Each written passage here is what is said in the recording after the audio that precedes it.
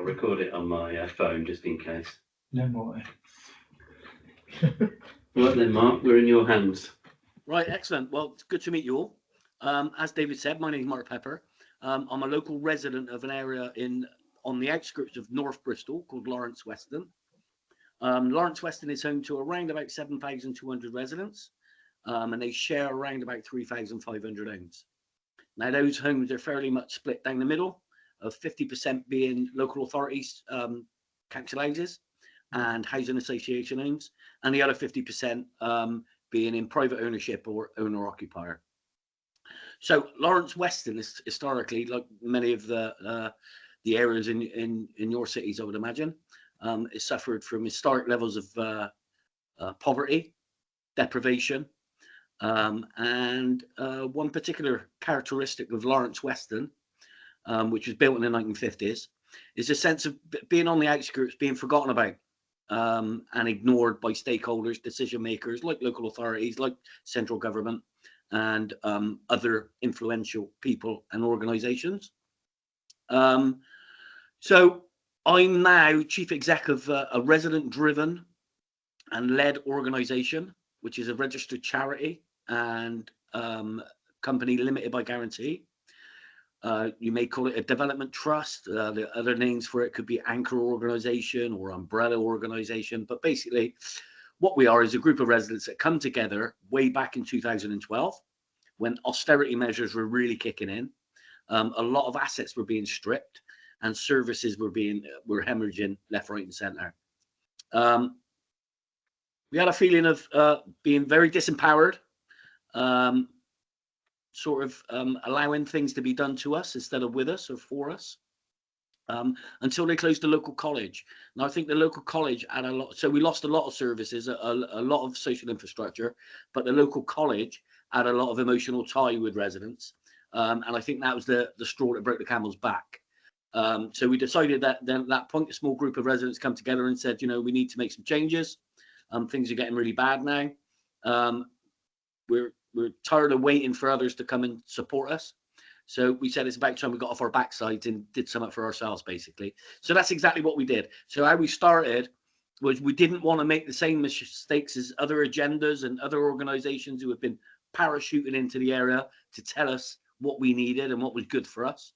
So we didn't want to make that same mistake. So what we did, first of all, we trained up a group of residents and we sent them out door knocking every single door on the estate. With quite a comprehensive consultation and survey, but basically that boiled down to asking the residents 3 questions. Question 1, what's good about Lawrence Weston and living there? What's not so good and what needs changing? So we put all that information into a development plan, and then we invited the residents to come into our local youth centre and said, this is what you said, this is what you want doing. Now, how are we as a local community going to do that? So we drew up an action plan. And that was a community development plan. Now, obviously, we're heavily involved in climate and renewable energies, but that's not our organisation. We're not a climate action group. We're not a community energy group or company or CIC as such. We are just a group of residents who are trying to make Lawrence Weston a better place to live. So we've got this fantastic plan that was written by the residents. It's got the backing of the residents. What do we do with it? We didn't want to leave it on the shelf gathering dust. So we had our first bit of fortune was the National Lottery. We're delivering a new program, a radical new program called the Big Local, where they would invest £1 million worth of funding into areas that had missed out on national lottery investment in the past, but those same areas were contributing to the gambling, if you will. So they were playing the lottery, but not receiving a lot of comeback. Mainly because the infrastructure wasn't there for the accountable body to take on that investment. So like I say, they delivered this new radical program called Big Local that gave £1 million worth of funding to 150 areas in England, and for that money to be in the hands of the residents directly, with no interference or involvement from any other organisations or groups. That was patient funding, so the residents had 10 years to spend that, although the program did extend a little bit. So there we are now. We've got a plan, and we've actually got some resource to try and deliver that plan. three main things came up basically, and that was housing. We had a lot of poor quality housing. Retail offer was extremely poor, and employment and skills were their main concerns. Really, there was a lot of other things, but those were the three main concerns. So what we did as a small group, like I say, we started up a charity and a registered company, limited by guarantee. We've got a board of trustees, which is quite important to us. Our Mem and Arts insists that our board of trustees or directors, we went for a number of 12 directors, but we insist that 8 of those 12 directors must be local residents, so that the residents are always in control, always in power, basically. But we left 4 seats open because obviously we need to attract the skills, knowledge, and experience that perhaps we can't find in our area. So that worked quite well. So now we've got a board of trustees, quite strong governance. So the lottery's come along, chucked £1 million at us, said crack on with it, basically. £1 million seems a hell of a lot of money, but if you looked at our original plan, it is quite aspirational. Sorry, so much just come up on my screen. Yeah, so the plan was quite aspirational. So that £1 million didn't really go a long way. So we applied for different pots of money to deliver different things. So we've got a mandate from the local people. We go out and revisit that mandate, if you like, every 3 years to make sure that we're nice and fresh and we know what's going on with the local residents. But our main aim is to facilitate the residents in delivering their own services. So we've got 2 arms, really. There's 3 paid employees, and we support about 45 volunteers. I say 45 volunteers. We get 45 people come up who regularly give us their opinion. Then from that 45, we've got around about 12 active volunteers, and they go out and do the work, basically. So we just facilitate what they want, and what they want is coming from that plan. So on the second time of consulting the residents, we'd already brought a major supermarket to the area. We'd already delivered a neighbourhood development plan because the local area had a lot of poor housing that got raised to the ground. So we knew new housing was coming online. So we wanted more influence and more say on how and what got built in our home, in our neighbourhood, in our area. So we had the neighbourhood development plan. Then we had an economic development plan where we looked at different assets around the local area that we've got that could lend itself to generating an income. Because like I said, that plan was quite aspirational. So we needed to be, and austerity measures are kicking in. Charities were feeling the pressure because everyone was applying to them. So grant funding, we knew, is perhaps a thing of the past, or not at the levels as what it used to be in the good old days, so to speak. So we were very determined to look at everything that the residents wanted to deliver, make sure we delivered what they wanted, but then also taking a look at, could this delivery lend itself to generating an income? Now, as you can imagine, the types of things we were delivering, the grassroots stuff, was things like food banks, teaching adults how to read.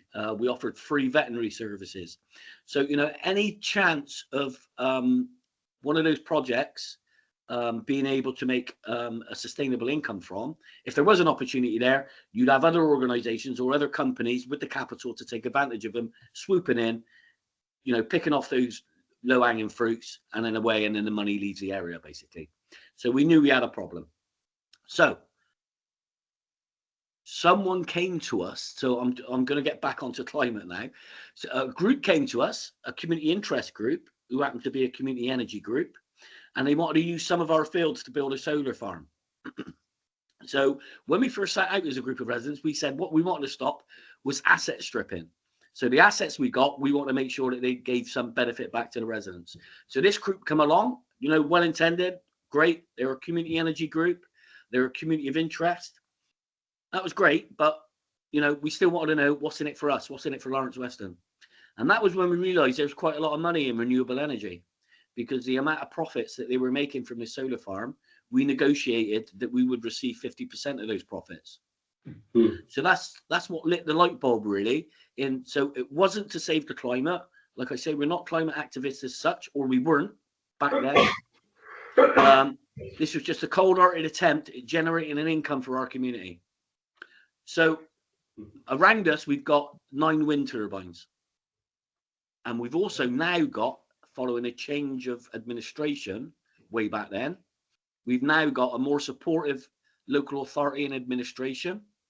We've got a local authority and administration who, you know, are suffering just like everyone else with the austerity measures that was coming in. And we've got a local authority that realised that their days of delivery were over, and now they should focus on enabling. So enabling communities like ours to deliver the services that we need and we want. So that was the second piece of fortune. The first bit was the £1 million worth of funding. The second bit was having a change of attitude from the local authority to be more of an enabler and supporter.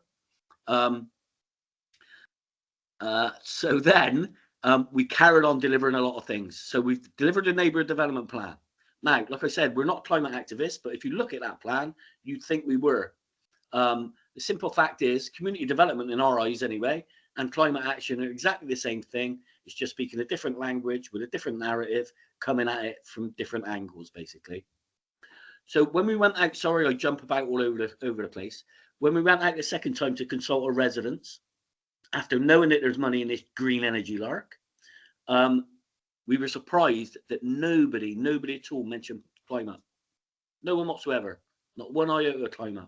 It was, you know, housing, employment, poverty, everything but climate. So we decided, right, well, we need to do some work on that. So we went out again and reconsulted them again, sort of semi-heartedly, just to feel the ground. As soon as we mentioned climate, the door was just slammed in our face. We were losing the respect of those residents because way back then they thought, you know, yeah, we were fellow residents. We're all in the same boat. As soon as we started climate, that turned them off completely. Right. So we asked ourselves why that was. Again, at that time, you know, XR was quite, well, they were running riot a little bit. And some of their good intended, some of their unintentional consequences to our community, again, pushed people further away from climate. And the reason for that was, yeah, it wasn't that they were climate deniers. It was that they were perhaps unsympathetic to climate because of the other pressures that they were facing. So they were aware that, you know, the ice caps were melting, but to them, the ice in their freezers were melting and the food was going off. You know, they had more pressing things like keeping a roof over the head, feeding the kids, putting clothes on the kids, blah, blah, blah. So when you've got groups and other sort of agents telling them that they need to change their behaviors, that they need to rip their gas boilers out, that they need to, you know, use public transport, all of that comes at a cost that we just can't afford. So straight away, we just disengage with that, to be honest. So that was some of the reasons why perhaps we weren't getting, you know, the attention to climate that we should have, or we thought we needed. So what we've done now, and I'll tell you what we've gone on to do around climate in just a second, but how we got to that point was we realised that climate was turning people off. But what those residents wanted was exactly the same as what the climate action needed. So, like I said, they were coming at it from different ways. Yeah, most climate activists that I know want to see a reduction in carbon because it's good for the planet. So do our residents, but they don't realise it. They want to see a reduction in carbon because it means it keeps their heating costs down. So they're not using much energy, which in effect means they got more money in their pocket. So it's all about money to them. And like I said, when we come at it in different ways, it's exactly the same. Climate and community development are hand in hand, especially for areas like ours. You know, I don't want to suck my grandmother how to suck eggs. Suck my grandmother how to suck eggs. Teach my grandmother how to suck eggs. But climate and community development are exactly the same thing. It's just that people are coming at it from different ways. So we consciously decided that we would ignore climate. Absolutely ignore it. Don't even mention it. It was a bad word. It's a swear word. And what we did, we just concentrated on the residents' priorities. Once we had a captive audience because we were delivering their priorities, we then started introducing climate. So, for example, I'll give you a simple example. A group of residents wanted to beautify the area. They want to see more flowers and more plants all over the place. So we did a lot of guerrilla gardening. We've got a lot of planters in the area delivering edible foods and flowers and all that lovely stuff. So we gave them the plants, we gave them the resources, but whilst we've done that, we also employed an ecologist to come out and work with those residents to say, yeah, this is your priority. We're going to make it lovely and green. But by the way, did you know if you use this plant, that plant, and another plant, it's going to have a really positive impact on the biodiversity of Lawrence Weston. So that was our strategy, is to do climate by stealth, by not mentioning it, but always concentrating on those residents' priorities. And I think that is why we've turned the situation around from people not interested in climate whatsoever to now them being very engaged. They're more aware of climate and the issues that climate bring. They're more aware of the opportunities that perhaps climate action can bring. And they're extremely aware of the need for a just energy transition and the fact that we need to be at the front of the game if we want to benefit from that and not be left behind like in the past.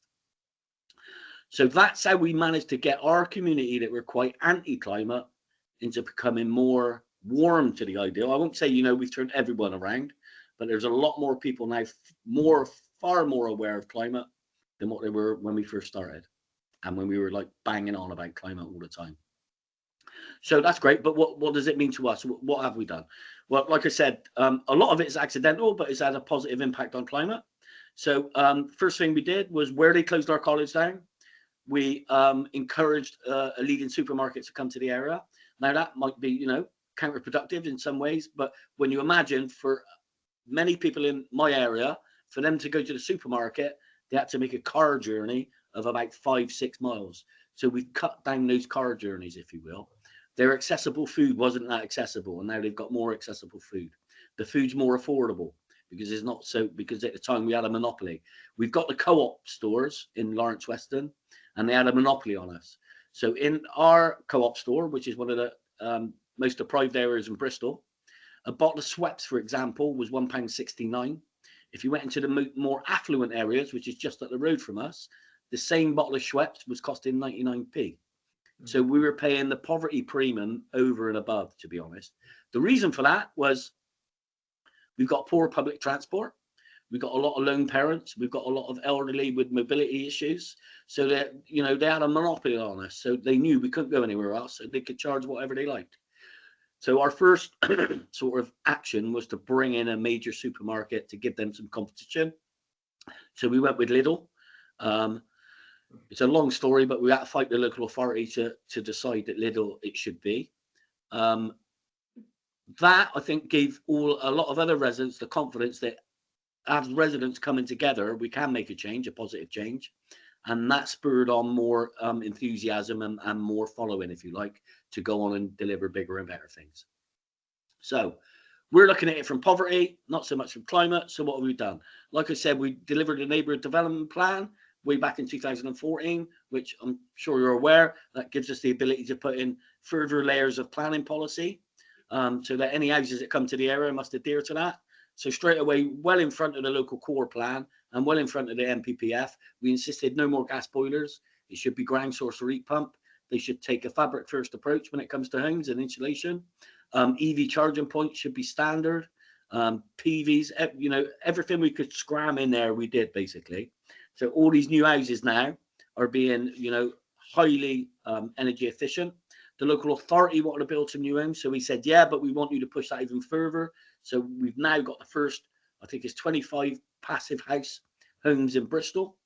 And this all goes to, bring the residents in around climate, around energy efficiency, around saving money, and then getting that momentum going, if you will. We're building our own affordable homes that are really energy efficient to show the other developers that it can be done. Like I said to you, we've got a share in a solar farm, which brings in a nice steady income. Okay. And then we got really a bit too ambitious and a bit too big-headed, and we decided to build the England's largest wind turbine just down the road from us to make sure that we've got a real serious amount of sustainable income coming in. So we've done that. And we're just about on the 9th of this month, be handed over the keys to the residents' new designed and built community centre, £2.5 million worth, which is energy efficient. It's going to showcase all the new technologies of modern methods of construction and renewable energies.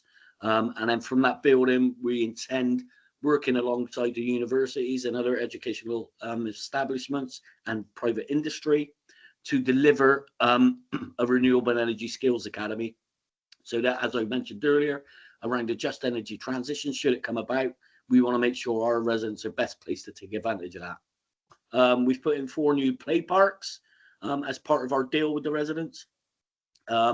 We have re-established a BMX track and improved a BMX race club and track.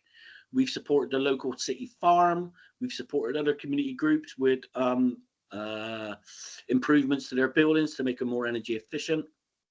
We've got our quite a large community ran and led and owned allotment. And we've got lots of edible spaces. We've recreated new ancient orchards. So we're doing a hell of a lot around climate now that we wouldn't envisage before. We've got the new grow, cook and eat project where we're trying to teach people to grow their own produce. And it's really flying. It's flying all over the place. So at the fear of boring you all, that's some of the things that we've done. It may be you'll get more value out of it if you want to ask me some questions. So I'll leave it there. Just to say thank you for a really fascinating, impressive introduction. Yeah, I mean it's mind-boggling, to be honest, but revolutionary. Yeah, I think that we're all very impressed and excited to hear all of that. So yeah, I'll just let everyone ask whatever questions. I've got plenty of time. Nigel? You said just before the end that you had got, I think you said that your local development plan, you were able to insist on higher standards than those according to the building regulations, and by implication also higher standards than the Bristol City requirements. This is something that is very interesting. I'd be extremely interested to know how I can find out more, please, so that I can start twisting the tails of Birmingham City Council. So neighbourhood development plans came about from the Localism Act. And the Localism Act give the ability to look for local residents to, like I say, include additional layers of planning policy when it came to land use. So, for example, your neighbourhood development plan, should you deliver one, should still be in conformity with the local core plan, and as the local core plan needs to be in conformity with the NPPF. But what that does do, or did do to us, if you remember, I said we had a lot of houses raised to the ground, so we got a lot of sites for housing. We want to make sure that those houses were good quality. So the local authority, the core plan would say that land is identified as housing. But then we can go in with another layer of policy and say exactly what that sort of housing should be. What we wanted to do in Lawrence Weston, because housing was a massive issue, it still is, like most areas, what we want to do was improve the choice of people's housing. Not just the affordability, but the choice. So what we want to see was a wide range of tenure being delivered, because what we didn't want, although we need it, we didn't want all social and affordable homes, because sometimes, obviously, that attracts vulnerable families. Vulnerable families have got a lot of issues and pressures, and that puts additional pressures on the limited services we've got. But not just that. So we didn't want to ghettoise the area, if that makes sense. What we wanted to do was have open market homes. We want to attract young professionals to come to the area, because those young professionals come with money. More importantly, they come with confidence and empowerment, so that we'll have a bigger voice as a community as a whole. But we also want to see opportunities like self-build. So every housing development site we've got, over 10 units, must provide some service self-build plots for people that want to build their own homes. We've got shared ownership homes. We've got shared equity homes. We've got affordable homes for rent. We've got community-led homes. We've got communal living homes. So we've got a whole array of different choices. Again, with those policies, you can say how those homes should be built. So what we went for was no more gas boilers, as I say. And so that they need to put in either at the very minimum air source heat pumps or ground source heat pumps, preferably. Every new home should have EV charging points or the infrastructure for. Some of those homes have got MVHR. I think it's MVHR, I forget the technical term, but heat ventilation systems. Yeah. So lots and lots of, really good things that we've put in, again, not to save the planet, but to save people's money in their pockets. So yeah, sorry, to answer your question, Keith, it's through the Localism Act. It's a neighbourhood development plan. Every local authority, as far as I'm aware, are committed by central government to support groups to deliver a plan. What that means is you need to have 21 members of whatever area you want to impose a neighbourhood development plan on. They've got to be a good representation of that area. So they've got to be sort of sprinkled about a bit, if that's the right term. So they've got to be really representative of that area. Then you need to designate the area, and then you've got a lot of complex, complicated, really high-level work to go through. We only managed to do that by bringing in pro bono support from people like planners, architects. The local authority were really supportive. So I wouldn't say it was the easiest job we've ever done, but it was well worth it, in my opinion.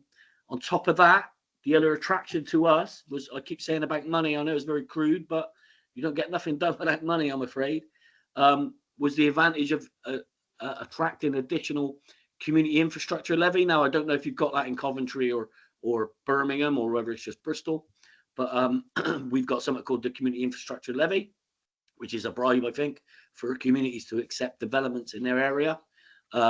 With our local authority, community infrastructure levy is a fee that developers got to pay per foot of the ground space, and 15% of that community infrastructure goes to that local area. But if you've got a neighbourhood development plan in Bristol, it increases to 25%. So over the years, I think we've had somewhat like £800,000 through community infrastructure levy. So again, being crude, that was another reason why we delivered a neighbourhood development plan. Okay. Well, we have got that question. We have got neighbourhood development plans in Coventry, but what I've seen of the one in Willenhall, it turned out to be a bureaucratic exercise where they came up with a huge list of policies that we've got to comply with. And frankly, I thought it was a great turn off for the community, because they saw all these levels of regulations that were being imposed on them right from the beginning. The idea that actually you could use that to create your own level of regulations which were helpful for the community. I don't think that issue was actually raised by any of the ward councillors. So this is something we'll take away, because we could possibly discuss a neighbourhood development plan for Hillfields with that same idea. That was my impression of them, but I've never heard it happen. Do you think that the officers are actually trying to create obstacles to support a local plan being added? Well, the impression I got is that the local officers were actually doing their best to make sure that whatever was developed locally was in full compliance with what the city council was doing. So this idea of actually, it's a kind of a stepping stone, or it's an opportunity to create a new level determined by local people. I don't think that vision was actually put to people. It was basically. Mark, could that what you put on be put on top of an existing local plan, or has it got to be incorporated in the original local plan? Well, there's two ways of doing that. Well, there's a few ways. It's depending on how ambitious you are. There are neighbourhood development plans, but there's also development orders, which is a little slightly smaller thing. But no, any neighbourhood development plan has got to sit in conformity with the local core plan. The problem we had, we could have influenced the local core plan to get the same objectives as what we wanted in our neighbourhood development plan. But our local authority weren't at that point of redesigning their core plan at the time, if that makes sense. So we'd have had to wait years and years, and by that time all the houses would have been built. I agree with Ken, it is extremely bureaucratic, and it put any man, it'd drive you crazy if you didn't have the right experience and skills to Yeah. interpret that. We were very fortunate. We had a really good planner who was able to interpret all that planning speak into practical English language that we could understand. And the same way we could explain to that planner what it was we wanted to achieve, and he could then translate that into that technical speak again that these planners and inspectors expect to see. We'll have to- I'm still like that, whether or not it was a good thing, a neighbourhood development plan, and all the effort and sort of resource that went into it. If you want my skeptical view, I don't think neighbourhood development plans were designed for us.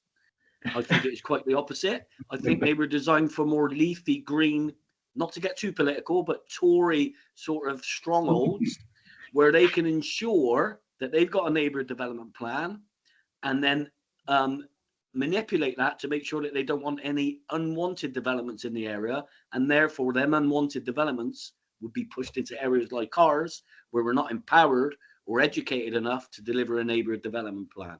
That's my cynical view. But you can take that, leave it. Yeah. All the more satisfying, though.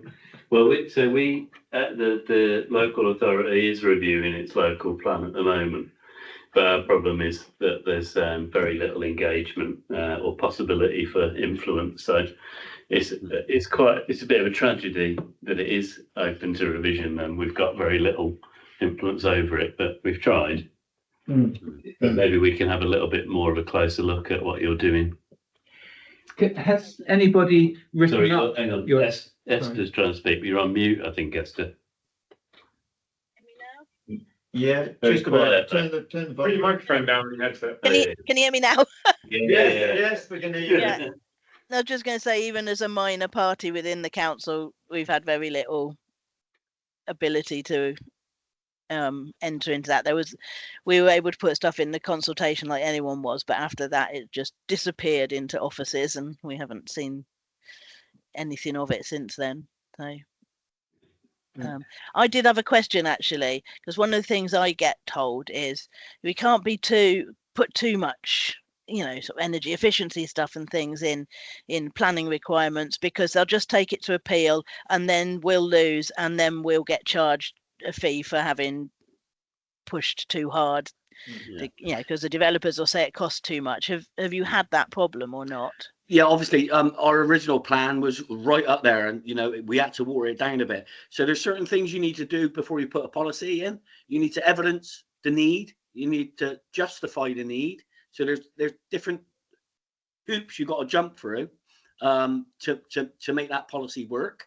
Like I say, we wanted to address spatial standards, but we couldn't do that because of the building regs. So there's a lot of other things that I forget now that we couldn't have, but a lot of the things that we could have was well supported.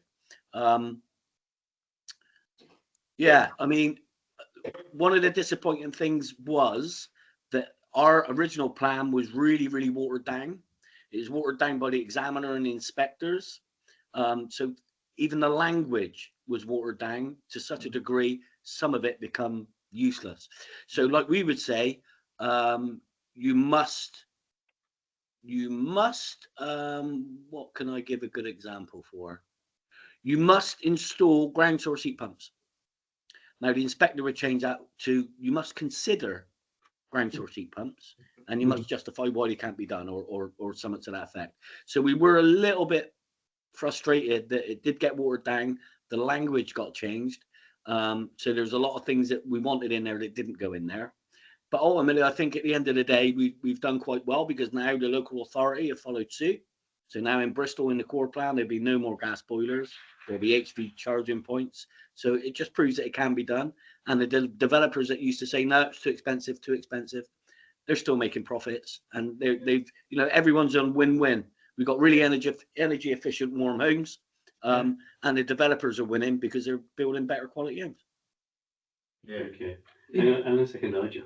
Jeannie. Couple of things. I'm interested in what mechanism you used to persuade residents that the dealing with the climate and the ecological issues could be in their favour financially. So was it leafleting? Was it door to door? Was it large resident meetings in particular. The other thing is, I don't know if I missed something, but you talked about the loans as within the community. Did you create a credit union as well, or something like that for people? Right, I don't know what you mean by loans. Well, The grant, isn't it? yeah, I don't know. I heard the word loans quite a bit come up. So you got loans from somewhere. Sorry, anyway, forget that. That might have been my accent, and I'm saying something completely different. But we still don't give anyone loans. I'll go But back yeah, on my notes and clarify at some point. Yeah. yeah. We'll go with the In first terms of question. the mechanism of communicating, persuading people that this could be in their interest. That's what I'm interested in. Yeah, don't underestimate the amount of work that's gone into that, to be honest. You're quite right to mention that. It was all of the above what you just mentioned and more. It was piggybacking on events. It was a constant journey of trying to encourage people around renewable energy. But again, we focused on, would you like, and you know, there's different ways to do consultations and there's different ways to get the correct answer that you want. So you can say, are you in favor of green energy in the form of a wind turbine? And they'll make their own decision. Or you could be a little bit naughty and say, are you in favor of renewable energy in the term of a wind turbine that you will own and you'll get the profit from? When it's put to them like that, then, you know, they're a little bit more warm to the idea, where they're extremely warm, they're ripping your arm off. So it's the way you do that. But it was constant. We had to do, we've done lots of awareness workshops where we've got families in to show them how to build solar panels. And then we've talked about solar panels and the benefits of that. So it was a really long journey. I would say a good concerted effort for over 4 years. Yeah. And that was, you know, consultations, meeting people at shops, in the coffee shops, in the dentist, leaving leaflets, in the doctor's surgery. You know, there was quite a lot of effort that went into that. Yeah. Okay. Yeah. Amazing. Yeah. It is amazing, isn't it? Sorry, Nigel. Is there an article or anything like that recording what you've done with regard to the planning? Because I will find it very much easier if I can point people towards something that they can read and then try and grow up to be like that. Yeah, what about CSE and Bristol University? Haven't they collaborated in writing up something about these projects? Because this is revolutionary stuff you're talking about here, really. So if you're talking about the neighbourhood development plan, so that's available on our website. But what might be more interesting and more engaging to residents is a video we done, which is an animated video, which very plainly explains what a neighbourhood development plan is. That can also be found on our website. It's quite entertaining, actually. It won a couple of awards as well for its educational value. David, perhaps I can send you the link to that and you can forward that on. Yeah, right. Perfect. But any papers? Any Oh, yeah. reports? There are, Ken. I wouldn't like to mention how many papers have been written about us, especially by CSE and everyone else who's claiming glory. I'm not really a paper man. I'm a cartoon man. So that's why I started in the animation. But yeah, there's lots of papers out there. I'm sure if you just went on the internet search, you could find some stuff. There's been books wrote about us around climate and yeah, loads and loads. In fact, if you look closely at BBC One in the upcoming weeks, we're on Morning Live. We've been on Sky TV. We've been on BBC News. We've been on the climate program. So there's a lot of information out there, Ken. Okay. Well, we're very humbled that you came and talked to us, even though you're extremely famous already. You forgot to mention your what was it? The community-owned electric car club scheme. Yeah. How did you get that car club scheme going? We didn't. Which company was interested in actually supporting you on that? We didn't. You didn't. So that's not happened. Oh. So we were open to deliver that through planning. Yeah. So when new developments come up as a planning condition, yeah, they would be forced to put in car clubs and car schemes. Yeah. Most of them managed to wingle their way out of that, but we are still fighting through the planning department to make sure that the planning department and planning enforcement uphold their commitment to deliver these car clubs.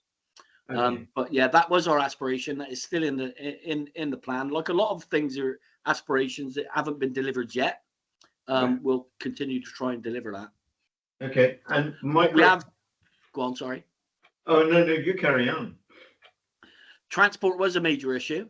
Yeah. So what we did, we tried to engage the bus service. I think it's First Bus. Yeah. To put on a bus for us, for our residents to get to the places of employment about 3 miles down the road, which is the biggest industrial estate in Europe. So there's Right. lots of jobs up there, lots of unemployment out here, but nobody could get there.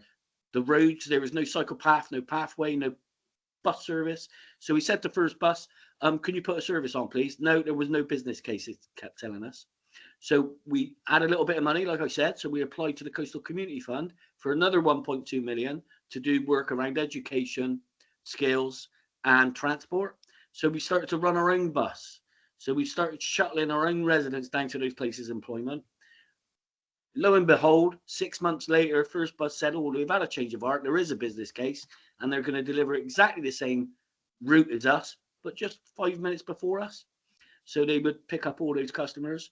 We didn't mind that because the funding was temporary and it wasn't sustainable at that point. So we forced them to do what we wanted them to do in the beginning, and that was to put on a bus service.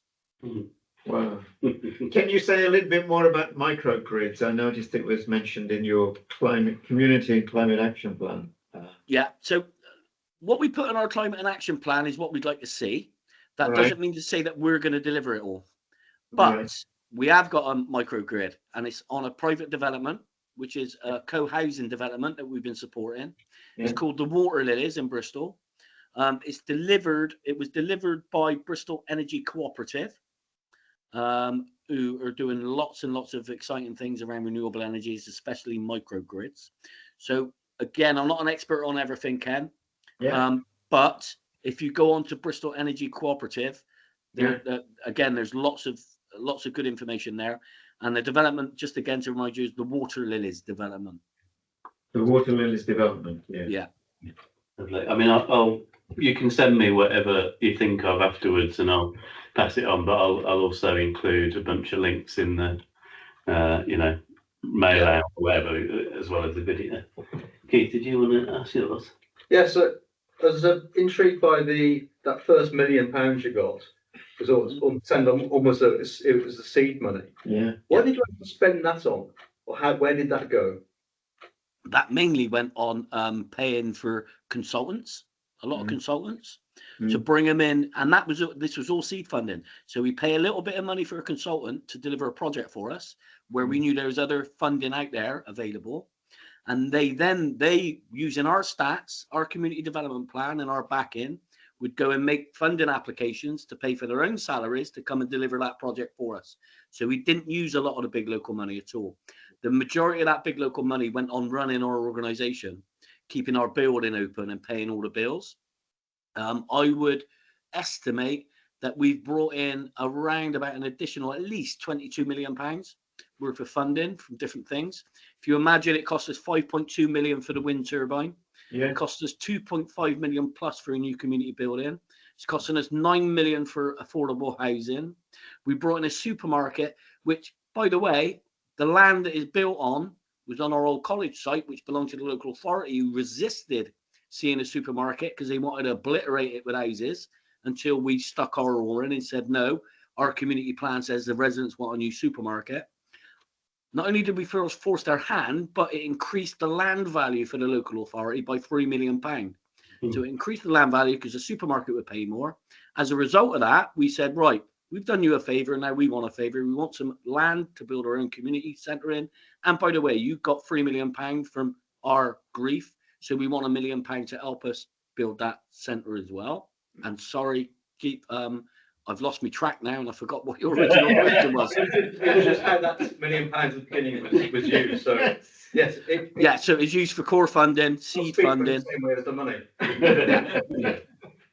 Another point, which is completely off the grid here, but has it improved the neighbourhood? So one of the things I notice in better neighbourhoods is of less litter. Has anything like that happened in the estates? I think it has. We've got no clear evidence of that. If you imagine, before we started, we had 4 LSOA areas. We've now dropped that down to 3 after 40 years. So, we won't claim all the glory of that, but I think, it's not just a coincidence that since we've had that £1 million, things have improved. The other sort of soft outcome that we could claim, I suppose, is when we do our consultations now, whereas in the past, it was about unemployment, can't get any fresh food, poor quality housing, the leisure facilities are terrible, there's no social infrastructure, the public transport's shit, basically. All of those things, when we ask them now, it's back to the old stuff again. Too much dog poo on the streets. Yeah, there's too much littering. So really important things to people, but not as substantial as what we were first faced with.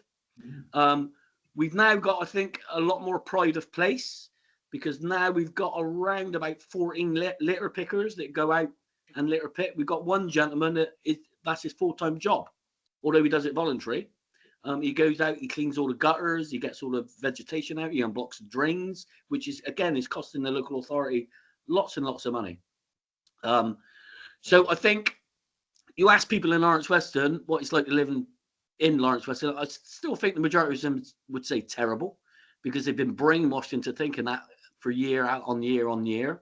There's a false perception about Lawrence Weston being rough, and years ago it was. But now we hardly see a police officer, because they're telling us the crime doesn't warrant putting police here. Now, whether or not that's the same all over Bristol because of the cuts, and they're not coming out, I don't know.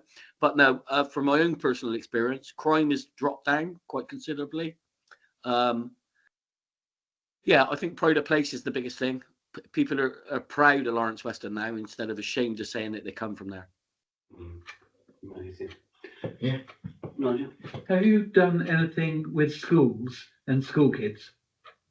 Yeah, so we do quite a bit with schools and school kids. In fact, the wind turbine that we've just built, we're now building an energy learning zone at the bottom of it, so that school kids can come out and actually see their own wind turbine, because it is theirs. The allotments, they're always down at the allotments doing extra activities with the school. The one thing that they all love doing, believe it or not, is litter picking. Mm-hmm. They all love coming out and doing the litter pick. And of course, we support the schools in the after-term activities as well, where we provide hot meals for the families, the HALF project. We do that on our own back. So we deliver activities. We take vulnerable families out for day trips to places like Barry Island and Weston-super-Mare and Alton Towers. And, some of these kids haven't even been on a coach. So it's really valuable what we're doing. We do, to be honest, we'd like to have more involvement with the schools. But they're under so much pressure, and their curriculum is really difficult to get anything built into their curriculum. But we are working on that, especially with the Skills Academy that we've got proposed. We do some work with the schools, but not as much as what we'd like to. What about the universities? How collaborative have they been? Not just researching what you've achieved, but like getting involved in the process. They're starting to get involved a little bit more now, because of obviously the national coverage and international coverage we've had as an organisation. But they are genuinely keen to drive forward this Renewable Energy Skills Academy. So that's both universities. We've got University of West of England, we've got University of Bristol, we've got City of Bristol College, we've got Weston College, which is just outside of Bristol. We've got City Leap, as I know you've got something similar in Coventry. We've got the Combined Authority that are getting involved. So hopefully we'll get more involvement off the universities. In the past, we've used some students to do different designs for different buildings and different houses that we've been looking at. So we've had a little, but not a great deal. Did you find that you were asking for help in the early stages? And I mean, did you try and get help from them in the early stages? And did you struggle a little bit? Because I found it's sometimes a bit difficult to get their attention initially. In the early days it was, but like I say, once we started making a name for ourselves, and I get emails every day, we've got this group of students, we're doing this research project, can you do this, can you do that? So we're pushing them away now, unless there's a real benefit to us.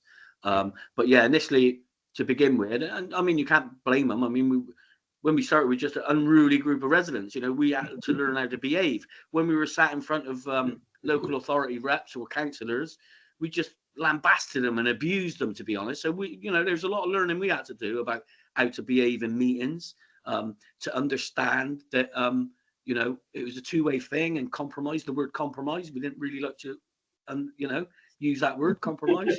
But on the other side as well, I think the local authority realised, or the councillors realised, they want no good just saying no to us. If they give us a reason why that couldn't be done, then we'd accept that and move on and work with the local authority to get some common ground and get some partnership working, to deliver what we've delivered. Really, we couldn't have done it without the local authority, if I'm honest. They, you know, they've given us the land for the community building, they've given us the land for the wind turbine, they've given us the land for our housing development, and they've really empowered us when it comes to other housing developers in the area where they were selling their land for housing. They actually told all those developers, don't come to us with your proposals until you've spoken to Ambition Lawrence Weston and you get them to sign off what it is you want. And that was also how we enabled those energy efficient homes and those bigger places, not through the neighbourhood development plan as such, but through that negotiation that we had with the local authority and those housing associations, realising that unless we were happy, then the cabinet member for housing wouldn't sell off that land, or cabinet member for property wouldn't sell off that land, which was really beneficial to us. It gave us a lot of leverage. Oh, that you touched on something just quickly. You mentioned about your changing, your learning how to deal with the council. Yeah. I'm curious about the background of like the kind of core of your group. Like who were the people? Like how many were you in the early stages, and what were your kind of skills and backgrounds that you felt helped, if any? Yeah, well, there was about 8 of us core members that come together and said, you know, we need to try and do something different, and we're all experts. We're all experts at living in Lawrence Weston. That's the only expertise we've got. But we had to learn to value that. Seriously, we had to learn to value that, and show people that we have got some problems, but we also know the solutions to those problems. You know, nobody thought of windy Lawrence Weston with a lot of wasteland would put up a wind turbine. Nobody was, you know, had any responsibility to do that. Nobody had any interest to do that. So it's us looking at our assets, our problems, and finding the solutions for ourselves that nobody would take responsibility for, if that makes sense. So that knowledge of living in the area, you know, I jest, but that was one of the most valuable things we had. And then trying to convince the local authority and other stakeholders that perhaps we did know better than them when it comes to certain things. And it might be in their interest if they listen to us a bit more. And they took that risk. They've done that, and you know, they're coming out smelling like roses as well. They're quite happy with what's going on. Thanks, Mark. Tom, did you have a question? I had a couple of questions, yeah. And one of them sort of builds on that one you just asked about, which you said there were 8 core people. You said earlier as well about sort of having a couple of employees and 12 like core volunteers. Yeah. In terms of like the age demographic and sort of more widely how the group who are engaged represent the kind of different demographics of the local area, how does that kind of match? Terribly. So the demographic is, as you can imagine, quite older people. They're quite white British, but that's fairly representative of the area. We're not a very diverse community, although we're seeing more diversity as the years go on, which we welcome, and we want to see more of. So we've got some Eastern Europeans, and then we've got you know, sprinkles of different nationalities, but not really predominantly that diverse. So it's particularly maybe about age as well would be interesting. Age is, yeah. So on our board of directors, we're really conscious that, you know, we should have good young representation, and we have. So 2 of our directors are 18, and then we've got another 2 under 18s who act as advisors. The board of trustees are more diverse in age, in nationality, and disability than what perhaps our core volunteer group are. So we're open that, you know, although our core volunteer group aren't that diverse, those diverse communities and individuals will be represented at board level to make sure they're not being unearned, excuse me, unearned or missed out. Does that make sense? Gender. Well, yeah. Gender, yeah. So it's mainly, like I say, on the board, we're pretty good. It's around about a 50-50 split. And on the project side, it really is, without being too sexist, we've got a hell of a lot of women who go knitting, and we've got a hell of a lot of men who go in men in sheds. So it depends what projects we're running. It seems to be attractive to different sexes. The litter pickers, I'd say, was heavily female. Yeah. I had another question about sort of how self-sustaining financially it is. You said you were focused a lot early on getting income. Yeah. How much of this, are you still dependent on grants at all? Or are you still getting most of this? Our core funding is now met. So, you know, our running costs and our salary costs, with a little bit of surplus, is now being met. For the project delivery, although most of our big projects are coming to an end now, we'll still have to search for, you know, capital finance if we want to do any major sort of developments, which I don't think is likely. But our economic sustainable income will increase, because at the moment we're paying off a £5.2 million debt from the wind turbine. At the moment we receive around about £110,000. Once those debts are starting to pay off and the interest starts to come down and we refinance, then we expect to see a bigger return. And it's the same for the solar farm. So we've got two sources of income, well, three actually.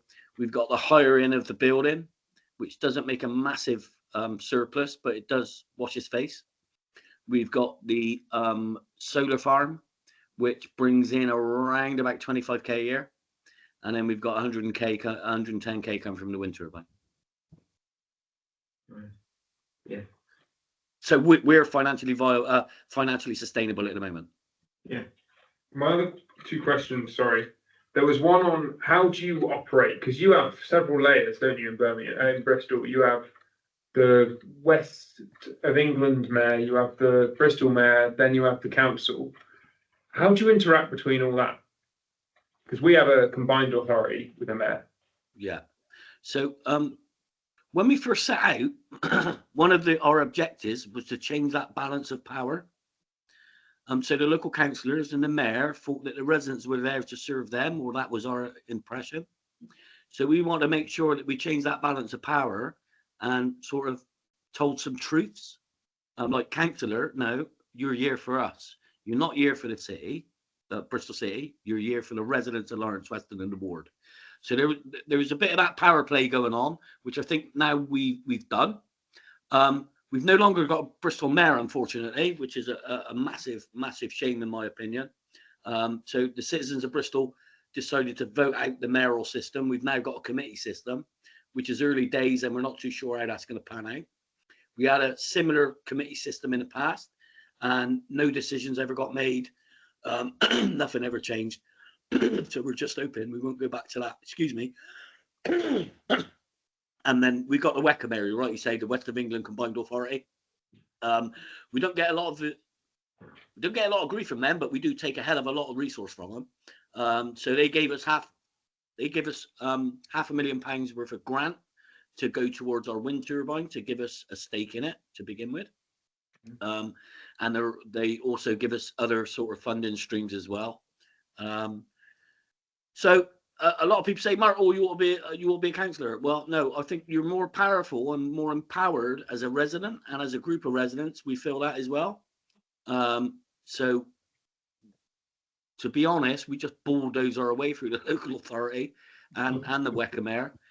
We've got a really good ally in our local MP who was born in Lawrence Weston.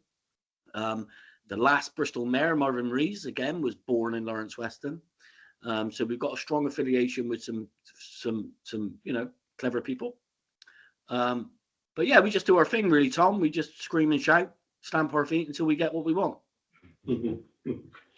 my last question, sorry. You asked, Sorry? you said about when you're doing development, you try and do multiple different kinds of housing. So you've got people with money coming from outside on open market, and you've got council housing. Have you sort of had any issues with gentrification and like housing being part of the what people can afford? But also, are you thinking about like, I always think about my grandparents and stuff about how they're trapped in a house for 3 bedrooms because they can't stay in their community and move into a bungalow or whatever. Are you thinking about that? And that means that then young people like me can't move into that 3-bedroom house. Yeah. Are you thinking about that sort of like structure of kind of? Most definitely. Yeah, most definitely. That was really important, that the types of housing and the size of the bedrooms fitted our residents basically. So we got a lot of single people that want to move home, but they didn't have 1-bedroom flats. Again, older people wanting to downsize but stay in the area. But a lot of them can't afford to heat a 3-bedroom home anymore. So we pushed really heavily for a lot of bungalows, a lot of one bedroom houses, not flats. We've got quite a lot of flats and they've got a bad reputation. So, we try to resist flats as much as we can, but bearing in mind the affordability of doing development, sometimes you've got to accept some flats because of the economies of scale. But yeah, every type of tenure, every type of housing size we've really considered. The only thing we haven't got, and that was because times have changed now. The housing crisis, believe it or not, wasn't as bad back then as what it was now, and that is temporary emergency accommodation. So we have got some land left. We have got some influence with the local authority who own that land, and they are pushing for more houses. What we're saying is we've got enough houses of every type except for emergency temporary accommodation, because of the problems that brings our families is astronomical. They get sent to the other side of Bristol, which impacts their employment, impacts their children's jobs. It takes their social care side of things, their families, their friends, their social support networks. That all gets obliterated. But in the same breath, somebody from where they've been sent gets sent here. So we're trying to change that and make sure that people who want to stay in Lawrence Weston can. Your point about gentrification, yeah, that's a really difficult one. You speak to a lot of Lawrence Weston residents, they say, bring that gentrification on. We'll have some of your posh coffee shops and what have you. But in a more serious note, we were really conscious of that. So that's why we negotiated with the local authority that any new social or affordable homes that get built in Lawrence Weston, 50% of those must go to people already living in Lawrence Weston.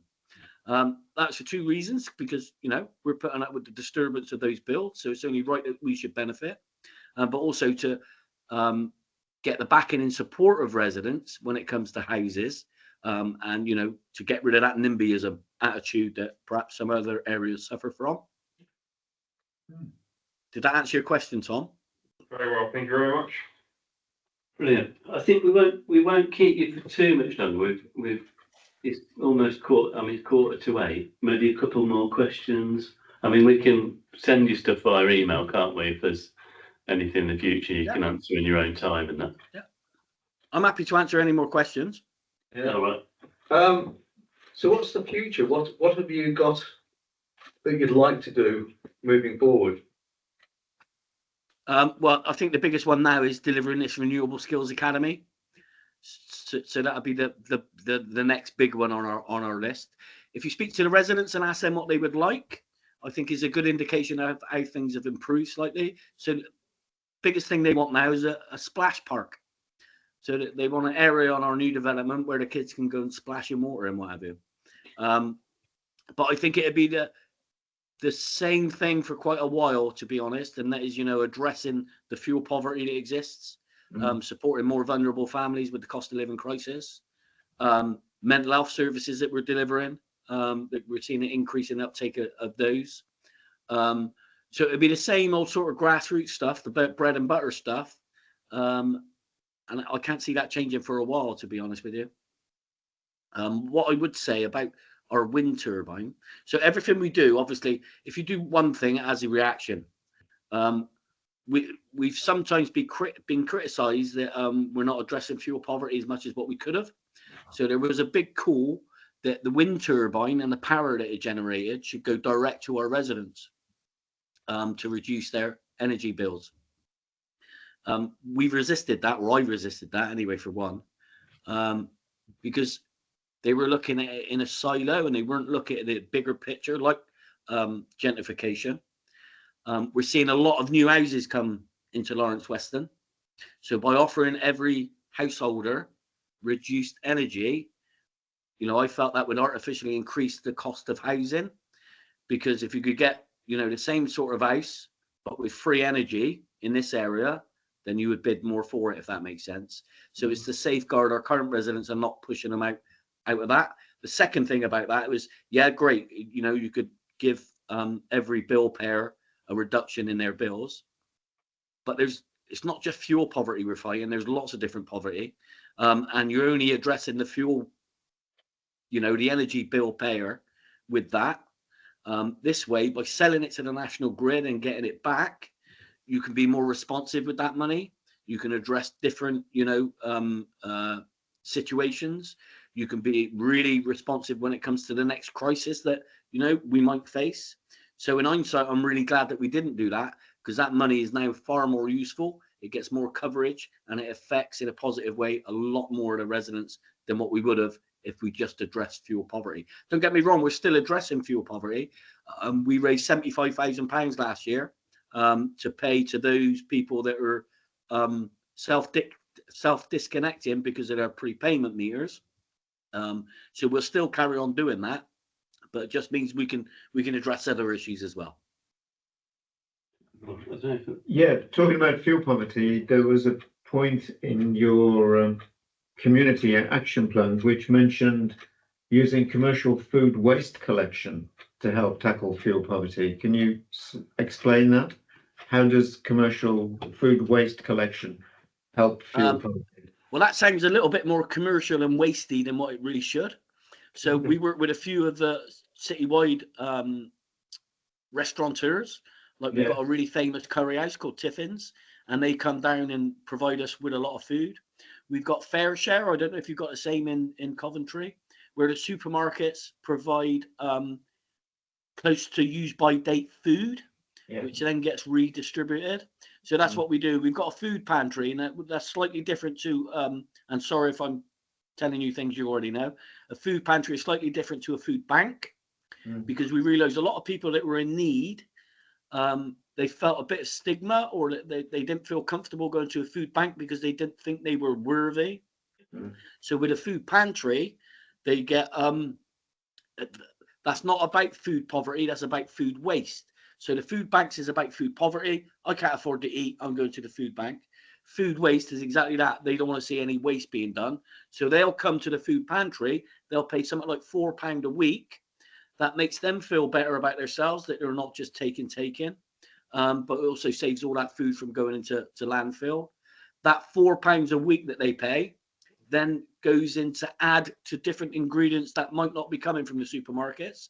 So for example, we get a lot of pasta sauce and a lot of pasta, but not a lot of minced beef or corn. So we can go out and buy that to make a full meal or a full week's grocery, if that makes sense. So that's what we meant by food waste, commercial food waste. All right. That sounds a bit more like our social supermarkets. Could be. Yeah.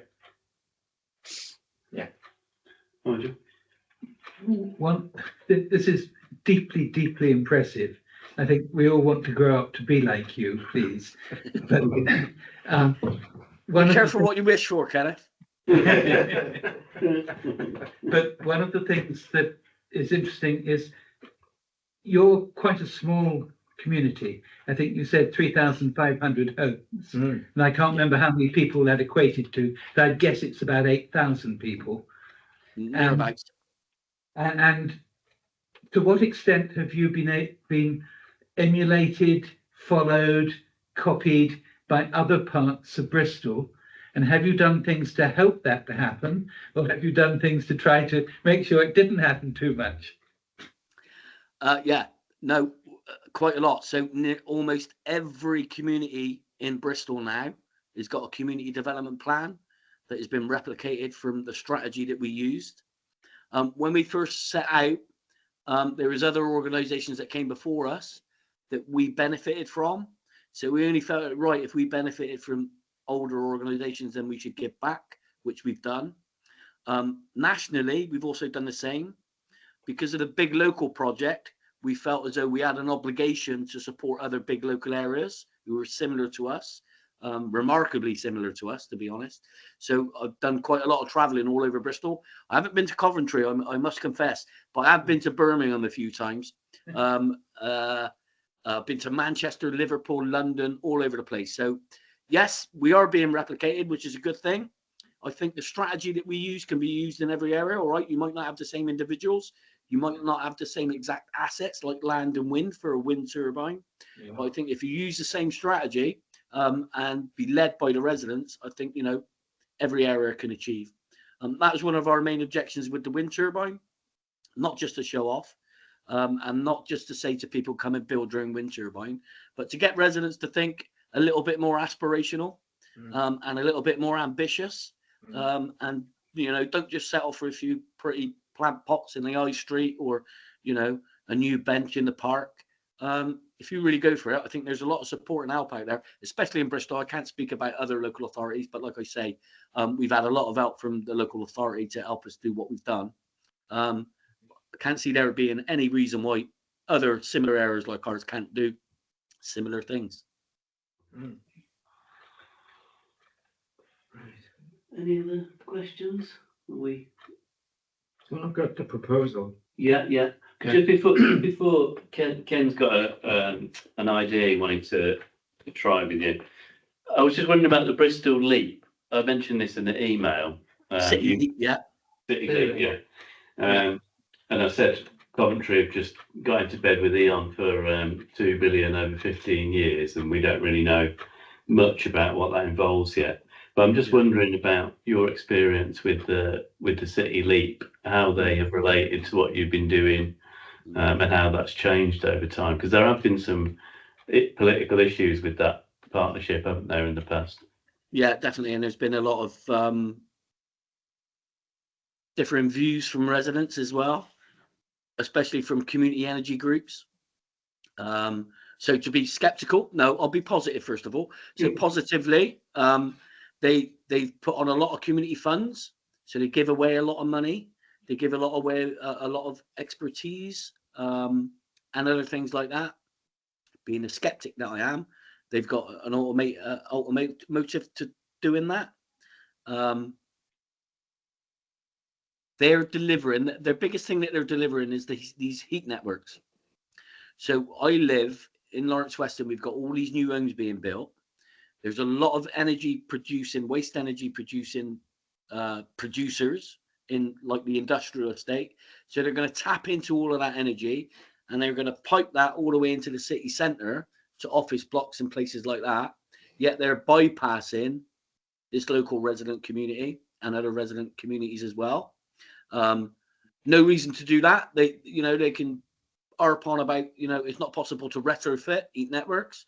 We weren't asking them to retrofit. We were telling them new houses are coming, new sewage, new infrastructure. Why not tap in and provide us with energy? They weren't interested. Again, being skeptical. Community energy groups, which are quite strong in Bristol, they feel as though they're being robbed because the assets that Bristol City Council own, they're given to these big corporations when they could be putting them to better use with these smaller community groups and keeping those profits in the local area. What else do they do? To be honest, they make a big song and dance about all the billions they're bringing in, but I haven't seen any difference yet. Some would say it's early days, but all I hear about is the heat networks. And that might be because I'm the disgruntled old man now, but I don't see any real positives coming from it. Hopefully I'm wrong, because obviously that'd be at the detriment to Bristol citizens, and I want to see them strive, obviously. But yeah, for me, I don't know. I think it's selling off the family jewels. Yeah. it's telling though, I think, when you've got something as successful as what you've been doing and as influential as it sounds like it's been in changing the way that the council has been thinking about all of this, that the city leap. I mean, you've got very little to say about it. Basically, it's just like it sounds like a real damp squib. So I think, like, you know, that's my perception as well for Coventry. It's like they're just going to give away a load of stuff to Eon, and then we won't see anything for it, and they're not. We have no idea what the conditions of that relationship are. You know. Yeah, I think it's a similar year for me anyway. It might be my own ignorance, but I'm not too sure what they're doing. All I know is that they're going to give away a lot of assets to them, but what benefit we're getting, I don't know. But again, that might be my ignorance because I can't be involved in everything. So maybe other people know, but I certainly don't. All right then. Yeah, but I think we could. I think carry on for age, but I think there's a lot to process. I think Ken's got a proposal he wanted to make. But yeah, I'd like to just say thanks for spending this time. It's been absolutely brilliant. No problem. You may have already guessed there's nothing I like better than the sound of my own voice. So, Ken? Yeah, the proposal I've got is that basically we want to learn more about your success and how we can replicate it. So I'm proposing that we have a day workshop. Possibly in Birmingham or possibly somewhere between Birmingham and Bristol, but a day workshop where people like Nigel from Birmingham, who's involved in Accommodation Greener, and ourselves can get together and we can go through some more of the detail and begin to think about, right, okay, how can we replicate this? I'm particularly interested because of the work that I'm doing in Hillfields, which is around energy efficiency. It's around fuel poverty. It hasn't got any vision about renewable energy yet. But we've got a lot of social landlords who've got some really bad properties that need retrofitting. So that's my proposal, that we have something like a day workshop. Is that something that you'd be prepared to countenance? Because you're a very busy man. Yeah, exactly. In principle, I'd be happy to come along. It just depends when that would be, and what else is going on, basically. But Okay. yeah, no reason why not. Maybe if we organise that with Friends of the Earth, we could resource it a little bit and maybe cover some costs and, you know, just make it a little easier all round and maybe make it a West Midlands-ish thing. And maybe we can plug into CSE around that, because you've got CSE involved in your project very much, it seems. They're based in Bristol. Yeah, and they're based in Bristol, whereas CSE has been very much involved in Birmingham, and they've got a West Midlands remit as well. So I think it would be really good if we got them involved as well as Friends of the Earth. Well, I'm seeing Friends of the Earth tomorrow, actually. Friends of the Earth International. So they're coming out for a visit tomorrow. So I might just drop it in for you, Ken, and say there's been a proposal that, we have a workshop. Yes. Yeah, we'll get that's exactly what they're coming out for tomorrow, to see how they can replicate what we've done in other areas. So it makes perfect sense if you're proposing that. If they've got the resource, then I'll drop it to them tomorrow. Brilliant. Well, let's make it official. Yeah, we'll do that. I think we can all get behind that. Yeah. So, and we'll That chase sounds it like with synergy to me. we'll chase it with our West Midlands Friends of the Earth chap who could see whether that. Does that involve Chris Green? Chris Green? I'm not too sure. I've been talking to Elisa, someone from Holland. Oh, right. So it is international. Yeah, this is Friends of the Earth International. So they're coming over with some translators and people from all over the place. Very exciting. Well, it's brilliant. Yeah, it sounds like we've got a plan to continue collaborating, and I'll be in touch to get some of those links and put together some sort of summary. Yeah, good. Okay. Well, good to meet you all. Good to speak to you. Good idea. Thank you very much. Speak soon. Thanks, Bye-bye. Bye. Right, I turn this recording off then. Yes, thank you. So it seems like the recording was successful then. It claims it's recorded, so yeah. I've got it. Stop recording. There you I've go. taken notes, so if everything else fails, I can Would